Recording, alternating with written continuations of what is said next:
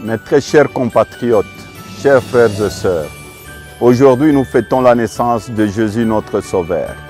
L'esprit de Noël souffle sur le monde. Il nous demande de traiter nos prochains avec amour et compassion.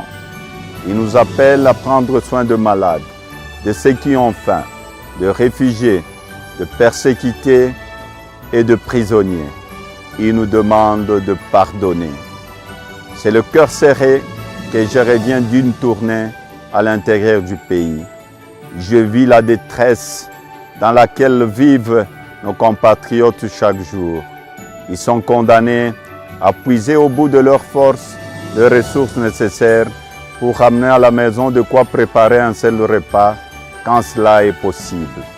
Chaque jour, ils doivent se battre pour se soigner, se loger et mettre les enfants à l'école.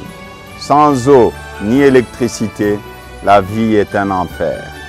Dans cette longue nuit de souffrance et de privation, je pourtant vis briller au fond des yeux de nos mamans, de nos jeunes, de nos parents, de nos aînés, une lumière, celle du courage. Nulle part, j'en ai senti de la résignation et du découragement, mais au contraire, une volonté de changement et une vraie foi dans l'avenir de notre pays. Cette flamme de liberté intérieure ne doit jamais s'éteindre. Le souvenir qu'une maman a accouché seule dans une étable sur la paille d'un enfant qui a sauvé le monde doit nous donner à tous la foi et l'espérance. La pauvreté n'est pas une fatalité. Nous ne sommes pas condamnés à la souffrance pour l'éternité. En cette fin d'année, mon tout premier vœu est le retour de la paix à l'Est.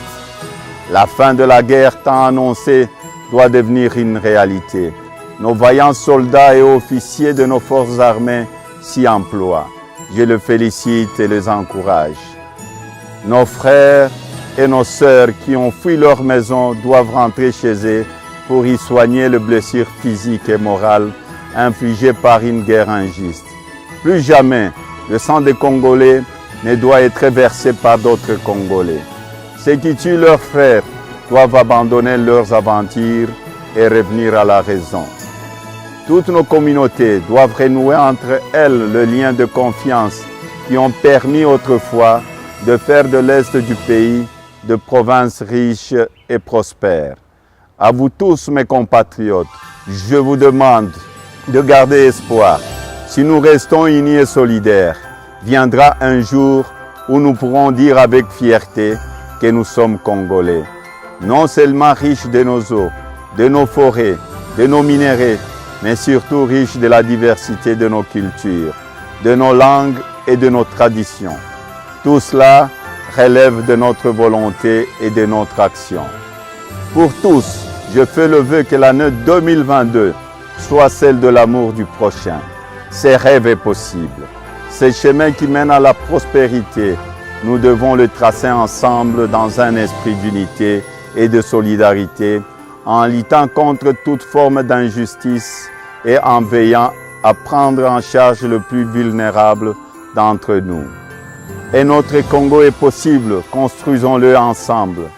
C'est dans la certitude que ce nouveau Congo est à portée de main que je vous réitère à chacun et à chacune un joyeux Noël et mes vœux de santé et de bonheur pour l'année nouvelle.